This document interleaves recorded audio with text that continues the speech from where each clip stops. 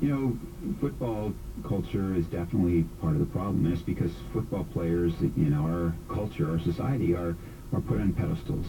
They just, you know, people, they get a free pass. They get a literal get out of jail free card, and so they're not held accountable.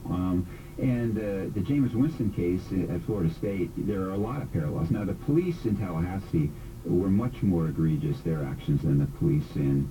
The Missoula police are really pretty good for the most part. They're disheartened because it's so hard to get the prosecutors to prosecute the cases they bring them. The DOJ showed that the police, there's this resignation. Why should we bother investing so much in these investigations that the prosecutors are just going to say, oh, they're drinking, we're not going to do anything with it?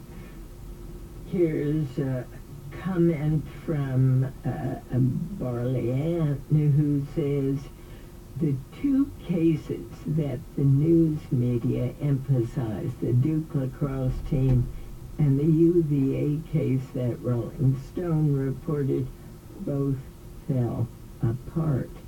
On campus, rapes do happen and are prosecuted. Why did the media emphasize two cases that did not happen? Maybe because in both cases, the alleged rapists were privileged. I don't know why. I mean, I think the media jumped on both those cases because they were so horrifying. They were, you know, really, really terrible gang rapes, alleged gang rapes that never happened.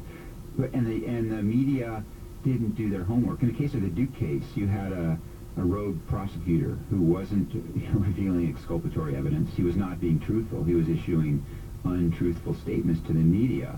In the Rolling Stone UVA fiasco, it was the reporter and her editors simply went with a story they had not checked out carefully. Tell us about the psychologist David Lisak and how prosecutors tried to actually prevent him from testifying. David Lisak has done groundbreaking research. He's perhaps the leading, or one of the leading academics who's done research into acquaintance rape.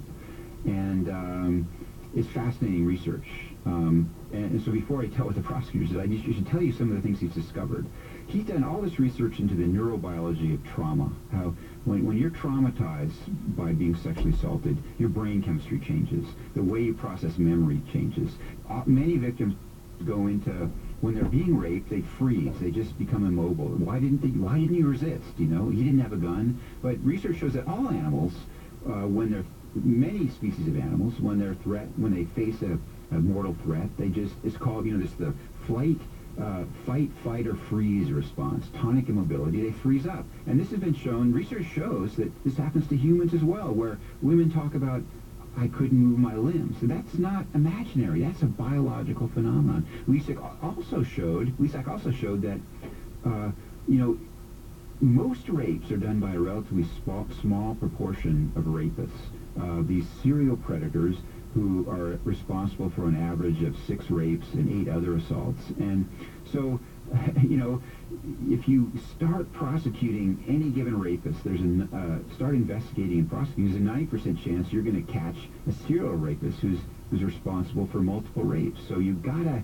go after him. And the prosecutors